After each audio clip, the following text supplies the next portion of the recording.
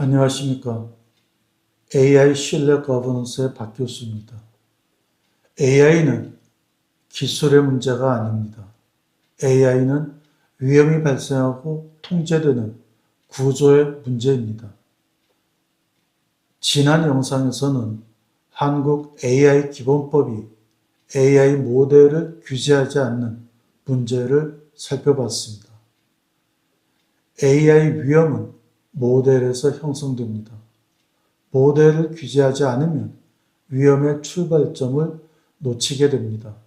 오늘은 그 반대편을 보겠습니다. AI 위험은 모델에서 시작되지만 실제 피해는 AI 시스템이 병원, 은행, 학교, 기업, 공공기관 등에서 사용될 때 현실화됩니다. 그렇다면 오늘의 핵심 질문은 이것입니다. 실제 업무와 의사결정에서 AI의 사용은 누가 책임을 지는가입니다. EU AI법은 이렇게 책임을 지는 주체를 디플로이어, 즉 운용자라고 부릅니다. 단순히 AI를 구매하거나 최종 이용하는 자가 아니고 자신의 권한 아래 AI 시스템을 실제 업무나 의사결정 과정에 투입하는 자입니다. 그런데 한국 AI 기본법은 이러한 운용자 개념을 독립적으로 포착하지 않고 있습니다. 디플로이어는 국내에서 종종 배포자 또는 배치자라고 불리우는데 이는 유통자와 개념적으로 혼동될 수 있습니다. 저는 작년 10월 말 박영사에서 출간한 EU AI법 개론에서 이 디플로이어를 운영자라고 불렀습니다만 이제 이를 운용자라고 부르겠습니다. AI 규제 목적으로 중요한 행위자는 단순히 시스템의 개발자와 이용자만이 아닙니다.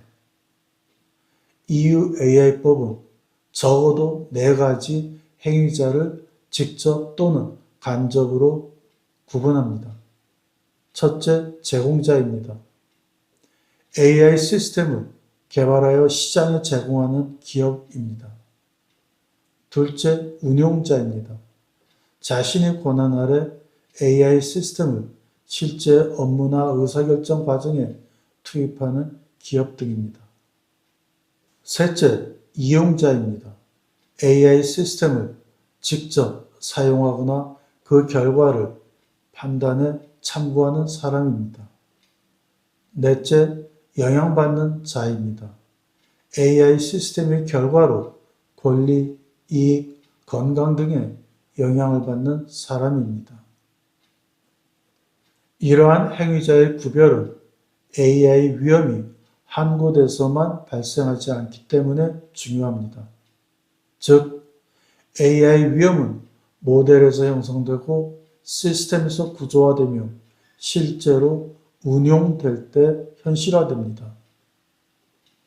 예를 들겠습니다. 어떤 기업이 AI 기반 영상의료 진단 시스템을 개발합니다.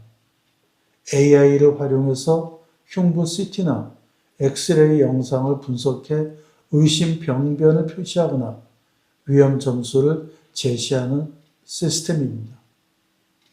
이것은 EU AI법상 제공자가 됩니다.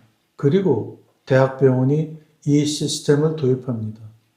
영상의학과 판독 과정이나 진료 과정에 이 AI 시스템을 넣습니다.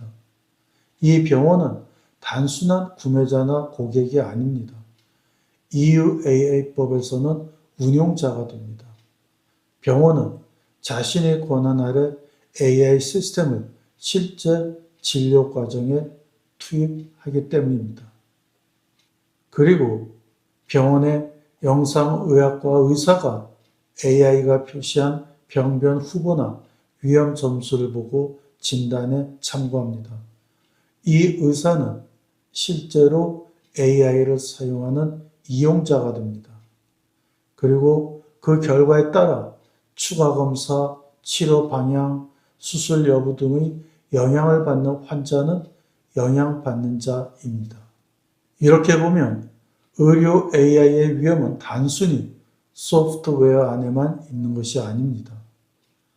AI가 병원의 진료 흐름에 어떻게 들어가는지, 의사가 AI 결과물을 어떻게 해석하는지, 병원이 인적 감독과 검토 절차를 어떻게 설계하는지에 따라 AI 위험은 커질 수도 있고 줄어들 수도 있습니다. 한국 AI 기본법은 이러한 다층적 행위자 구조를 이해하지 못합니다. 물론 한국 AI 기본법은 인공지능 개발 사업자와 인공지능 이용 사업자 개념을 규정합니다. 그러나 이러한 사업자 개념은 EU AI법의 디플로이어, 즉 자신이 권한 아래 AI 시스템을 조직적으로 운영하는 운용자의 개념과 다릅니다. 이러한 개념의 차이는 의료 AI에서 확인할 수 있습니다. 병원이 AI 의료기기를 도입해 진료 과정에 투입하는 순간 문제는 단순한 의료 서비스 제공이 아닙니다. 그 병원은 AI 시스템을 실제 진단 등 의사결정 구조에 편입하기 때문입니다. 이 경우 병원은 다음을 관리해야 합니다. AI 결과물을 누가 확인하는가? 의사가 AI 결과물에 과도하게 의존하지 않도록 어떻게 통제해야 하는가? 잘못된 입력 데이터가 들어가지 않도록 어떻게 관리해야 하는가? AI 오류가 발생하면 어떻게 기록하고 이를 시정해야 하는가? 환자가 AI 사용으로 영향을 받을 때 어떤 설명이나 이의 제기 기회를 갖느냐 등입니다. 이것은 AI 시스템의 단순한 사용이 아니고 운용에 관한 것입니다. 여기서 이런 질문이 나올 수 있습니다. 의료 AI라면 의료법이나 의료기기 관련법에서 규제하면 되는 것이 아닌가? 물론 AI 의료가 아무런 규제를 받지 않는 것은 아닙니다. AI 기반 의료기기는 디지털 의료제품법 등 의료기기 규제의 대상이 될 수 있습니다. 의료 현장에서 최종 판단을 하는 의사는 의료법이 규정하는 의료인의 책임 구조 안에 있습니다. 환자 정보를 처리한다면 개인정보보호법이 적용됩니다. 그러나 이것만으로 충분하지 않습니다. 의료기기 규제는 주로 제품의 안전성과 성능을 봅니다. 의료법은 주로 의료인의 진료 행위와 의료기관의 운영을 봅니다. 개인정보보호법은 주로 환자 정보의 처리를 봅니다. 여기서 중요한 질문은 병원이 AI 시스템을 자신의 권한 아래 실제로 진료 의사결정 과정에 어떻게 투입하고 통제하는가입니다. 이 질문은 의료기기 허가의 문제만도 아니고 의사의 진료 책임만의 문제도 아닙니다. 이것은 AI 시스템을 조직적으로 사용하는 운용자 책임의 문제입니다. 더 중요한 것은 운용자의 책임이 의료 AI만의 문제가 아니라는 것입니다. 병원뿐만 아니라 은행, 학교, 기업, 공공기관도 AI 시스템을 실제 업무와 의사결정에 투입하기 때문입니다. 이 모든 경우에 중요한 질문은 다음과 같습니다. AI를 누가 조직의 판단 구조에 넣었는가입니다. 누가 감독하고 누가 결과를 검토하며 누가 영향받은 사람의 절차적 권리를 보장하느냐입니다.